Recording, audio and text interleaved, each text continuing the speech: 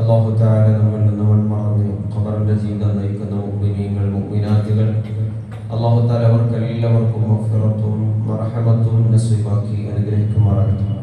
അവരുടെ ഖബറിന്റെ ജീവിതം നാളെയുടെ നമ്മുടെ ഖബറിന്റെ ജീവിതവും അല്ലാഹു തആല സന്തോഷത്തിലാക്കി നൽകി അനുഗ്രഹിക്കുമാറാകട്ടെ. പ്രിയമുള്ള മുഅ്മിനീങ്ങളെ, പരിശുദ്ധമായ റബീഉൽ അവ്വൽ അതിന്റെ 12ാമത്തെ പുലരിയും കഴിഞ്ഞു. നമ്മൾ അതിന്റെ ഏറ്റവും മർമ്മപ്രധാനമായ ദിവസങ്ങളുടെ ബാക്കി ഭാഗതയത്തിലാണുള്ളത്. നമ്മളൊക്കെ ഹബീബ് മുഹമ്മദ് റസൂലുള്ളാഹി സ്വല്ലല്ലാഹു അലൈഹി വസല്ലം തങ്ങളുമായും തങ്ങളുടെ അനുഗ്രഹീത നിയോഗവുമായും ഏറെ ബന്ധപ്പെട്ടവരാണ്. കാരണം അല്ലാഹു സുബ്ഹാനഹു വ തആല ഏറ്റവും കൂടുതൽ ആദരിക്കുകയും ഏറ്റവും കൂടുതൽ ബഹുമാനിക്കുകയും നമ്മൾ ഓതുന്ന ഓരോ വെള്ളിയാഴ്ചകളുടെയും വിശുദ്ധ ഖുർആനിന്റെ സൂക്തങ്ങളെ, പരിശുദ്ധമായ ഖുർആനിനെ അങ്ങനെയും നമുക്ക് അവതരിപ്പിക്കപ്പെട്ട് കിട്ടിയത് ഹബീബ് മുഹമ്മദ് റസൂലുള്ളാഹി സ്വല്ലല്ലാഹു അലൈഹി വസല്ലം തങ്ങളുടെ വരവ് കൊണ്ടാണ്. ഈ ഖുർആൻ അതിന്റെ അമാനുഷികത ചൈത്രയാത്രയിൽ 23 സംവത്സരങ്ങൾ പൂർത്തിയാക്കപ്പെടുകയും അത് ഇന്ന് നാം ഓതുന്ന തലത്തിലെല്ലാം നമുക്ക് മുമ്പിൽ ലഭിച്ചത് ആ മുഹമ്മദ് റസൂലുള്ളാഹി സ്വല്ലല്ലാഹു അലൈഹി വസല്ലം തങ്ങളിലൂടെയാണ്. ആ തങ്ങളില്ലായിരുന്നുവെങ്കിൽ ഈ ഖുർആൻ നമുക്ക് ലഭ്യമല്ലായിരുന്നു, നമ്മളെ ലഭ്യമല്ലായിരുന്നു, പിന്നെയല്ലേ ഖുർആൻ. അതുകൊണ്ടാണ് ഹബീബ് മുഹമ്മദ് റസൂലുള്ളാഹി സ്വല്ലല്ലാഹു അലൈഹി വസല്ലം തങ്ങൾക്ക് ശേഷം സയ്യിദുനാ ബിലാൽ ഇബ്നു റബാഹ റളിയല്ലാഹു തആല അവിടുത്തെ തിരുവഫാത്തിന് ശേഷം മരണാസന്നരായപ്പോ സന്തോഷം കൊണ്ട് കരഞ്ഞു എന്ന് ചരിത്രം വിശദീകരിക്കുന്നുണ്ട്. എന്തിനാണെന്ന് കരയുന്നത് എന്ന് പ്രിയപ്പെട്ട ഭക്തി ചോദിക്കുമ്പോ പറയുന്നുണ്ട്, ഞാൻ ഇന്ന് പോകുന്നത് ഹബീബ് മുഹമ്മദ് റസൂലുള്ളാഹി സ്വല്ലല്ലാഹു അലൈഹി വസല്ലം തങ്ങളുടെ അടുത്തേക്കാണ്. അവിടുത്തെ സഹാബത്തായ അബൂബക്കർ സിദ്ദീഖ് തങ്ങളുടെയും ഉമർ തങ്ങളുടെയും അടുത്തേക്കാണ്. അതിന്റെ സന്തോഷാധിക്യത്താൽ കരഞ്ഞു എന്ന് ചരിത്രത്തിൽ കാണാം. ഏറ്റവും കൂടുതൽ സ്നേഹത്തിന്റെ ഇമാം അല്ലാമ റൂമി തങ്ങളെ വായിക്കുമ്പോൾ മസ്നവിൽ നമുക്ക് കാണാം, സ്നേഹത്തിന്റെ ഭാവുകങ്ങളെ വ്യത്യസ്ത രൂപങ്ങളിലും അതിന്റെ ഭാവങ്ങളിലും നിങ്ങൾക്ക് വായിക്കണമെങ്കിൽ ഹബീബ് മുഹമ്മദ് റസൂലുള്ളാഹി സ്വല്ലല്ലാഹു അലൈഹി വസല്ലം തങ്ങളുടെ അനുഗ്രഹീത സഹാബത്തിനെ വായിക്കണം. എല്ലാ സന്ദർഭങ്ങളിലും അവിടുത്തെ മുഖത്തുണ്ടാകുന്ന ഓരോ വ്യതിചലനങ്ങളും അവർക്ക് വ്യക്തമായി മനസ്സിലാകുമായിരുന്നു. അവിടുത്തെ സന്തോഷവും അവിടുത്തെ സന്താപവും അവിടുത്തെ ഇഷ്ടവും അവിടുത്തെ അനിഷ്ടവും അവിടുത്തെ സാഹചര്യങ്ങൾ മുഴുവൻ അവിടുന്ന് മുഖത്ത് നിന്ന് നമ്മൾ വായിക്കണമായിരുന്നു എന്ന് മഹത്തുക്കൾ പറഞ്ഞതായി കാണാം. കൂടുതലായി അവർ തന്നെ സ്നേഹിച്ചു. അതുകൊണ്ടാണ് ഇമാം ബൂസിരി തങ്ങൾ പാടിയത്, ളലംതു സുന്നത മൻ അഹിയ ളലാമ ഇലാ അനിഷ്തഖത് ഖദമാഹും റമിൻ വറമി. എന്റെ കാലുകൾക്ക് ശക്തമായ നീതി ബാധിക്കുകയും അത് കാരണമായി എഴുന്നേറ്റ് നിന്ന് നമസ്കരിക്കാൻ അങ്ങയെപ്പോലെ രാത്രികളുടെ ഭഗീരഥയെ നിർണ്ണയിക്കാൻ എനിക്ക് സാധ്യമായില്ല. ളലംതു സുന്നത മൻ, ഒരാളുടെ തിരുചര്യയോട്, ഒരു ദേഹത്തിന്റെ തിരുചര്യയോട് നാം അതിക്രമം പ്രവർത്തിച്ചിരിക്കുന്നു. അഹിയൽ ളലാമ ഇലാ, രാത്രികളെ പകലുകളാക്കി ഭഗീരഥ യജ്ഞം നയിക്കുകയും അതിന്റെ രാത്രിയുടെ സീമകൾ മുഴുവൻ റബ്ബിന്റെ മുമ്പിൽ നിന്ന് നമസ്കരിക്കുകയും ചെയ്ത ഹബീബ് മുഹമ്മദ് റസൂലുള്ളാഹി സ്വല്ലല്ലാഹു അലൈഹി വസല്ലം അതിൽ ഏറ്റവും പ്രാധാന്യമായ ചര്യയാണ് തഹജ്ജുദ് നമസ്കാരം. അവിടുന്ന് സ്ഥിരമായ ജീവിതത്തിൽ മുഴുവനായി നമുക്ക് തെളിഞ്ഞ് കാണാം. തഹജ്ജുദ് അവിടുത്തെ ജീവിതത്തിന്റെ പതിവായിരുന്നു. മുഴുവൻ സന്ദർഭങ്ങളിലും പ്രിയമുള്ളവരെ, നമുക്ക് അവിടുത്തെ അനുധാവനം ഉണ്ടാകണം. അവിടുത്തെ തിരുശര്യ നമ്മുടെ തിരുശരിയായി മാറണം. ദാടി എന്നുള്ളത് അവിടുത്തെ അനുഗ്രഹീത സുന്നത്തിന്റെ ഭാഗമാണ്. വളരെ ചെറുതെങ്കിലും അതുവൊക്കെ ഏറ്റവും അഭികാമ്യമായ സുന്നത്താണ്, തിരുചര്യയാണ്.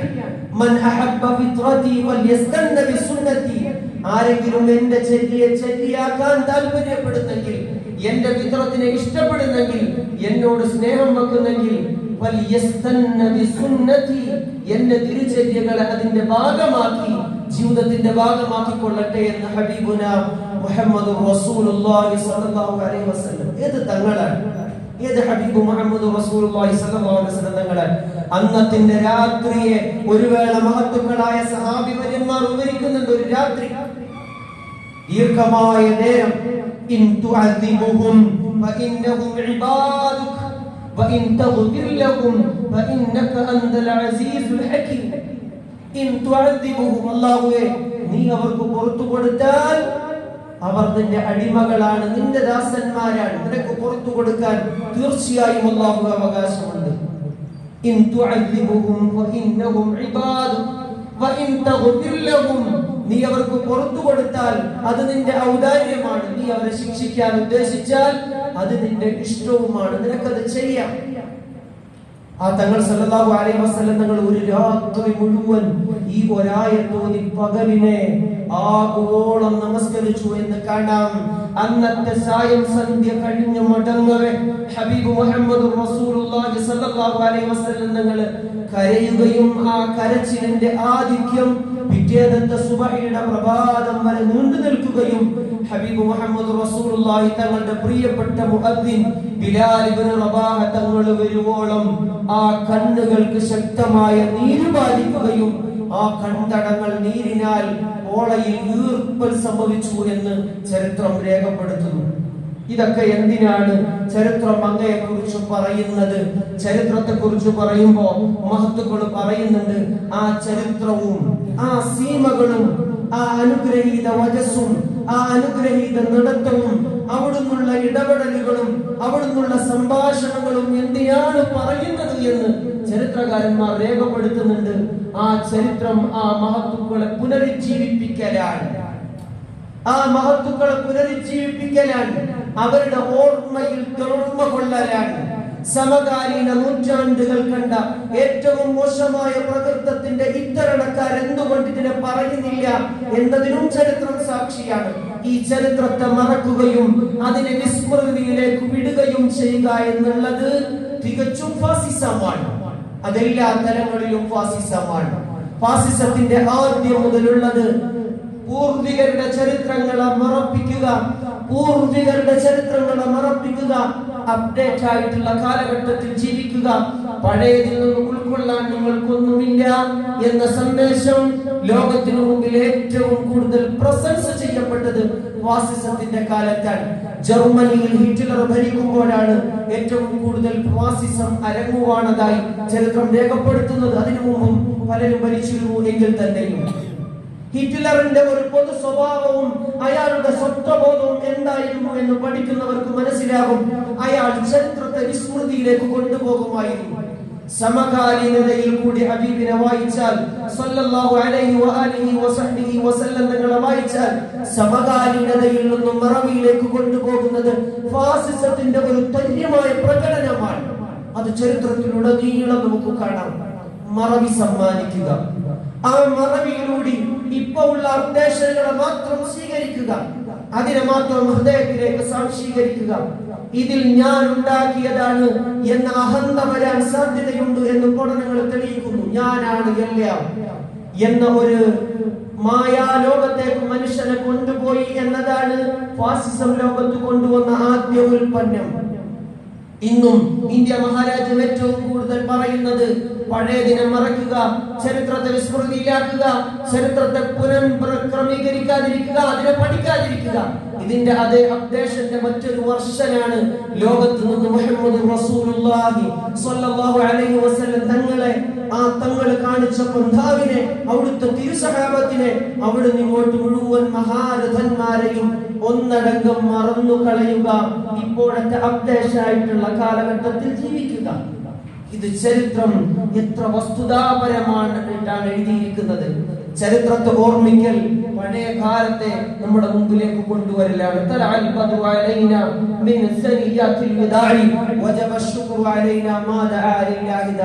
ഇത് മദീനക്കാർ ഹബീബ് മുഹമ്മദ് റസൂലുള്ളാഹി സ്വല്ലല്ലാഹു അലൈഹി വസല്ലം തങ്ങൾ മദീനത്തുൽ മുനവ്വറയിലേക്ക് വരുമ്പോൾ പാടിയതാണ്.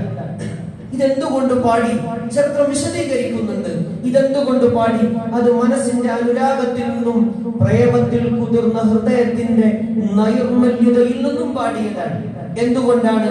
തങ്ങളുടെ അത്രയും നാളത്തെ അനുഗ്രഹ ശീർഷകമായ മക്കയുടെ പ്രയാസങ്ങളുടെയും പ്രതിസന്ധികളുടെയും കാലഘട്ടത്തെ വായിക്കുമ്പോഴാണ് മദീനയിൽ തങ്ങൾക്കുണ്ടായ സ്വീകാര്യതയെ നാം മനസ്സിലാക്കുന്നത്. ചരിത്രപരമായി, പഠനപരമായി, ചിന്താവീക്ഷണപരമായി വേണം ഹബീബ് മുഹമ്മദ് റസൂലുള്ളാഹി സ്വല്ലല്ലാഹു അലൈഹി വസല്ലം തങ്ങളെയും അവിടുത്തെ തിരുകാലഘട്ടത്തെയും വായിക്കാൻ. ചരിത്ര ഗവേഷകർ സമീപകാലത്ത് എഴുതപ്പെട്ട തിരുദൂതർ സ്വല്ലല്ലാഹു അലൈഹി വസല്ലം തങ്ങളുടെ അനുഗ്രഹീത ചരിത്രവാക്യങ്ങളിലൊക്കെ ഈ ചരിത്രം എഴുതിയത് ആഴത്തിലേക്ക് ഇറങ്ങിയ ചരിത്രകാരന്മാരാണ്. അതുകൊണ്ട് മറവി ഫാസിസമാണ്. മുൻപോട്ട് കൊണ്ടുവന്ന ചരിത്രത്തെ ഓർമ്മിക്കലും ആ ചരിത്രത്തിൽ ജീവിക്കലും ആ ചരിത്രത്തിലൂടെ മുൻഗാമികളെ ഓർക്കലും ഏറ്റവും വലിയ അഫ്ളലുൽ ഇബാദയാണ് എന്ന് സമർത്ഥിച്ച സമകാലീന വീക്ഷണ പണ്ഡിതന്മാരുള്ള കാലത്താണ്, സമകാലീന കാലത്താണ് നമ്മളുള്ളത്. ആ മറവിയിലേക്ക് തള്ളിവിട്ടുകൊണ്ട് ഓർമ്മയെ സമ്പൂർണമായും ഇല്ലാതെയാക്കിക്കൊണ്ട് ഹബീബ് മുഹമ്മദ് റസൂലുള്ളാഹി സ്വല്ലല്ലാഹു അലൈഹി വസല്ലം തങ്ങൾ നമ്മുടെ ഇടയിൽ ജീവിക്കുന്നു എന്ന് തോന്നിപ്പിക്കുമാർ മൻ അഹബ്ബ ഫിത്രതി, ആരെങ്കിലും എന്നെ ഇഷ്ടപ്പെടുന്നെങ്കിൽ ഫൽയസ്തന്ന ബിസുന്നതി, എന്റെ സുന്നത്തിനെ പിൻപറ്റണമെന്ന് പറഞ്ഞത് ഹബീബ് മുഹമ്മദ് റസൂലുള്ളാഹി സ്വല്ലല്ലാഹു അലൈഹി വസല്ലം തങ്ങളുടെ മദീനയിലെ അനുഗ്രഹീത കാലഘട്ടം നമ്മുടെ ഇടയിൽ ഇനിയും ജീവിക്കേണ്ടതുണ്ട്. ആ ഓർമ്മകൾ ഇനിയും നമ്മുടെ മനസ്സുകളിൽ തികട്ടി വരേണ്ടതുണ്ട്. അവിടുന്ന് മദീന പ്രവേശനവും മക്കം ഫതഹും അവിടുന്ന് ഉണ്ടായ ചെറുപ്പകാലം മുതൽ ബീബി ഹലീമത്തു സഅദിയ റളിയല്ലാഹു തആല അൻഹയുടെ അടുക്കൽ മുലകുടി പ്രായം മുതൽ അവിടുന്ന് ഇങ്ങോട്ട് വന്ന മുഴുവൻ ചരിത്ര ശകലങ്ങളും 63 സംവത്സരങ്ങളുടെ ഒരു വിശാലമായ ഓർമ്മകളെ നമ്മുടെ മനോമുഖരങ്ങളിൽ നിരന്തരമായി നിലനിർത്തുക എന്നുള്ളതാണ് ഈ റബീഉ നമുക്ക് നൽകേണ്ട ഏറ്റവും വലിയ സന്ദേശം. 2, അവിടുന്ന് ഇഷ്ടപ്പെടാത്ത ഒരു പ്രവർത്തനവും എന്റെ ജീവിതത്തിൽ ഉണ്ടാകാൻ പാടില്ല. അവിടുന്ന് ഇഷ്ടപ്പെടാത്ത എത്ര പ്രവർത്തനങ്ങൾ പ്രിയമുള്ളവരെ നമ്മുടെയൊക്കെ ജീവിതത്തിലുണ്ട്. ആദ്യം മുതൽ എണ്ണിയാൽ, നമ്മുടെ സമ്പാദ്യ മേഖല മാർഗങ്ങളെ എണ്ണിയാൽ, പലിശ അവിടുന്ന് ഏറ്റവും കൂടുതൽ നിശ്ചിതമാക്കുകയും ഇല്ലായ്മ ചെയ്യുകയും ഏറ്റവും കൂടുതൽ സഹാബത്തിനോട് പലിശയിൽ നിന്ന് അവിടുന്ന് സൂക്ഷിക്കണമെന്ന് പറഞ്ഞ ആ റിബയുടെ വാതിൽ ആദ്യമായി നമ്മൾ അടച്ചു കളയണം. 2, അവിടുന്ന് ഏറ്റവും കൂടുതൽ വെറുത്തിരുന്ന സിനയുടെ ബാബുകൾ, വിഭചാരത്തിന്റെ ബാബുകൾ ഇന്നത്തെ അപ്ലോഡ് ആയിട്ടുള്ള മെഷീനുകളിലും അതിന്റെ സാങ്കേതികളിൽ നിന്നും നമ്മൾ സമ്പൂർണ്ണമായി നമ്മുടെ ജീവിതങ്ങളിൽ ഒഴിവാക്കണം. ആർഭാടകരമായ ജീവിതത്തെ അവിടുന്ന് ഇഷ്ടപ്പെട്ടതിനേക്കാൾ ലാളിത്യം, അവിടുന്ന് ഏറ്റവും കൂടുതൽ ലാളിത്യത്തെ ഇഷ്ടപ്പെട്ടിരുന്നു. ആ ലാളിത്യ ജീവിതം നമ്മുടെ ജീവിതമായി മാറണം.